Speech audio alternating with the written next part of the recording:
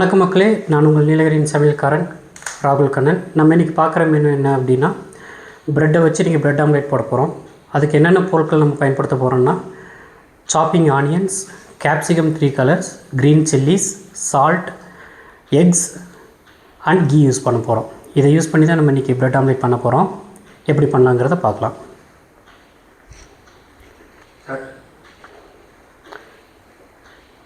Okay, இப்போ நம்ம என்ன பண்ணலாம் அப்படின்னா, கேஸை பற்ற வச்சுக்கலாம். அடுப்பு பற்ற வச்சாச்சு. இப்போ இந்த தோசைக்கல்லை வந்து மைல்டாக ஹீட் பண்ண ஆரம்பிக்கலாம். ஏன் மைல்டாக ஹீட் பண்ண ஆரம்பிக்கிறோம் அப்படின்னா, ரொம்ப சூடாக இதை நம்ம ஸ்டார்ட் பண்ணோம் அப்படின்னா, இப்போ நம்ம ப்ரெட்டு வந்து இங்கே லைட்டாக கீ போட்டு டோஸ்ட் பண்ணுறப்ப என்ன ஆகும் அப்படின்னா, வச்ச உடனே டப்பு டப்புன்னு என்ன ஆகும்னா கருக ஆரம்பிச்சிடும். ஸோ ப்ரெட்டு வந்து கருக ஆரம்பிச்சிடும். பார்த்திங்கன்னா நெய் நம்ம யூஸ் பண்ணுறோம். இந்த நெய்யை ஃபஸ்ட்டு கொஞ்சம் மேலே போட்டு நல்லா தடவி விட்டுட்டு, ரெண்டு சைடும் என்ன பண்ணுறோன்னா அப்படியே திருப்பி லைட் ப்ரௌனிஸாக வர்ற மாரி கொஞ்சம் லைட்டாக டோஸ்ட் பண்ணுறோம்.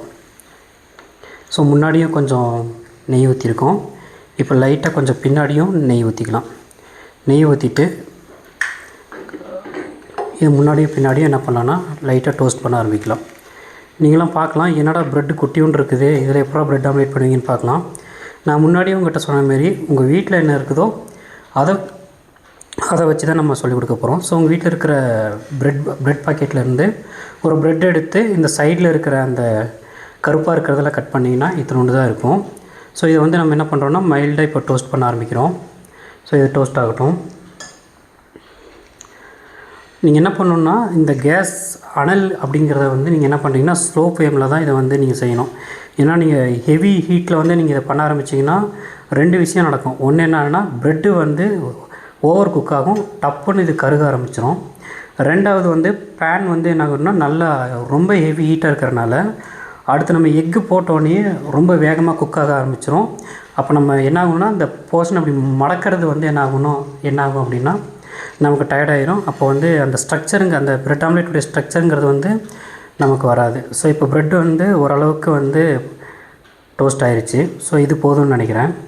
இப்போ நம்ம என்ன பண்ணலாம் அப்படின்னா, நான் வந்து ஒரு 3 எக்ஸ் எடுத்துருக்கிறேன். இந்த 3 எக்ஸோட என்னென்ன ஆட் பண்ண போகிறோன்னா, நம்ம கட் பண்ணி வச்சுருக்கிற வெங்காயம், ஃபைன் சாப் பண்ணி வச்சுருக்கிற வெங்காயம், அப்புறம் நம்ம வந்து வெட்டி வச்சுருக்கிற க்ரீன் சில்லி, கேப்சிகம் 3 கலர் நம்ம இதில் யூஸ் பண்ணுறோம். நல்லா பாருங்கள், இந்த 3 கலரையும் உள்ளே போடுறோம். அதுக்கப்புறம் நமக்கு தேவையான அளவுக்கு என்ன பண்ணுறோன்னா சால்ட் எடுக்கிறோம். பார்த்திங்கன்னா இப்படி சால்ட் எடுத்து இப்படி போடுறோம். இதை வந்து நல்லா கலக்கணும். அதாவது முட்டையில் வந்து அடர்த்தி தன்மைன்றது வந்து கொஞ்சம் அதிகமாக இருக்கும். ஸோ நம்ம எந்த அளவுக்கு கலக்கணும் அப்படின்னா, நல்லா நுரா வர்ற அளவுக்கு நம்ம இதை நல்லா கலக்கினா தான் என்ன ஆகும் அப்படின்னா நமக்கு ஊற்றுறக்கும் ஈஸியாக இருக்கும், எடுக்கிறதுக்கும் ஈஸியாக இருக்கும். இது வந்து நல்லா ப்ராப்பராக பாயில் ஆகிறதுக்கும் ரொம்ப ரொம்ப ரொம்ப ஈஸியாக இருக்கும். ஸோ நல்லா உங்களால் எவ்வளோ நல்லா அடித்து கலக்க முடியுமோ அவ்வளோ நல்லா அடித்து கலக்குங்க. இப்படி கலக்கிட்டு இருக்கிற டைம்லேயே பேன் வந்து என்ன ஆகிட்டு இருக்குன்னா ஹீட் ஆகிட்டு இருக்கும். நான் முன்னாடியே சொன்ன மாரி வந்து இது நம்ம ஓவர் ஹீட்டில் வச்சுட்டு இருந்தோம்னா இப்போ நம்ம போட்டோடனே ஓவர் குக் ஆகும். அதனால தான் நம்ம என்ன பண்ணியிருக்கோம்னா சிம் பண்ணி வச்சுருக்கோம். சிம் பண்ணி வச்சுருக்கிறனால இது என்ன ஆகும்னா நமக்கு மைல்டாக மெதுவாக தான் குக் ஆக ஆரம்பிக்கும். ஸோ வந்து எந்த ஒரு கருகிற பிரச்சனை அந்தமாரி பிரச்சனை எதுவுமே இருக்காது. இப்போ நம்ம என்ன பண்ண போகிறோன்னா, இதை பீட் பண்ணி வச்சாச்சு. இப்போ நம்ம ஆயில் வந்து ஸ்ப்ரே பண்ணி இதை ஸ்டார்ட் பண்ண போகிறோம். உங்களுக்கு தேவையான அளவு ஆயில் போட்டுக்கோங்க. நான் நமக்கு தேவையான அளவு போட்டிருக்கேன்.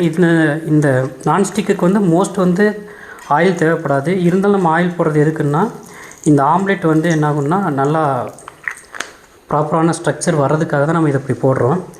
இது போட்டுட்டு லைட்டாக கொஞ்சம் சின்ன வெங்காயம் அல்லது பெரிய வெங்காயம் இருந்துச்சுன்னா இப்படி லைட்டாக தேய்ச்சி கொடுத்துக்குங்க. இப்படி தேய்ச்சி கொடுத்துட்டு நீங்கள் ரெடி பண்ணி வச்சுருக்கிற இந்த ஆம்லேட் பேஸை வந்து இதில் ஊற்றுங்க. ஊற்றிட்டு என்ன பண்ணுறீங்கன்னா இப்படி கொஞ்சம் இப்படி சுற்றி விட்டிங்கன்னா அப்படி நல்லா வந்துடும். பார்த்திங்களா, இந்த ஆம்லேட் ஊற்றினோடனே இது ஃபுல்லாக போய் அப்ளை ஆயிடுச்சு. இது அப்ளை ஆனதுக்கு காரணம் என்ன அப்படின்னா, நம்ம போட்டிருக்கிற ஆயிலு நம்ம வந்து ஸ்லோவாக இதை ஹீட் பண்ணியிருக்கோம். அதனால தான்.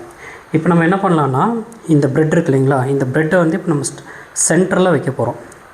இப்போ நீங்கள் இந்த ப்ரெட்டை வந்து ஆம்லேட் வந்து நீங்கள் பார்த்தீங்கன்னா இதில் பாருங்கள் உங்களுக்கு கலர் கலராக இருக்கும். அதாவது செல்லரி இலை, கலர் கேப்சிகம்ஸ், ஆனியன்ஸ் இதெல்லாம் வந்து உங்களுக்கு பார்க்குறப்பவே எப்படி இருக்கும்னா இது வந்து சாப்பிட்றதுக்கு வந்து டெம்ட் ஆகிற மாரி இருக்கும். ஸோ இது வந்து இப்போ மைல்டாக சிம்லேயே வந்து குக் ஆகட்டும். அப்போ தான் வந்து நம்ம திருப்பி இதை திருப்புறக்கு ஈஸியாக இருக்கும்.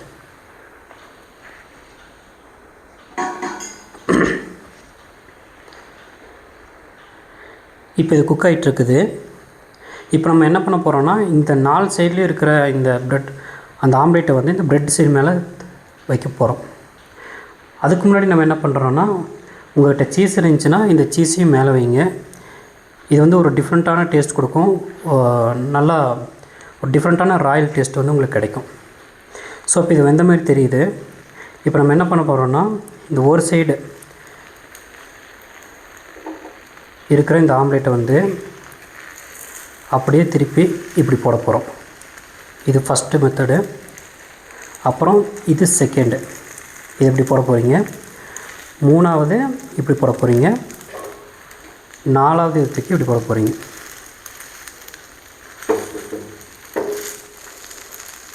இப்போது இது வந்து பின்னாடி சைடு வேக வைக்கிறதுக்காக இது வந்து இப்படி திருப்பி போட போகிறீங்க.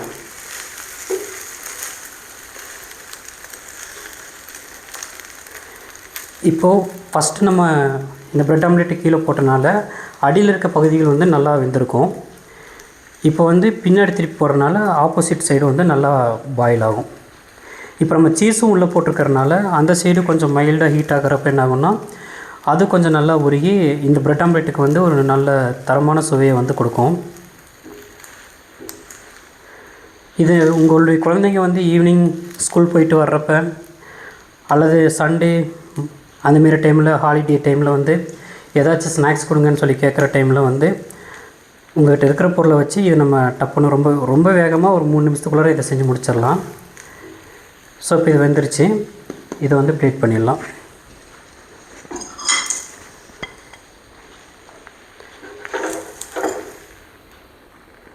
இப்போ இந்தமாரி ஒரு அழகான பிளேட்டில் வந்து இதை எடுத்துட்டிங்கன்னா உங்களுக்கு சுவையான ப்ரெட் ஆம்லேட் ரெடி.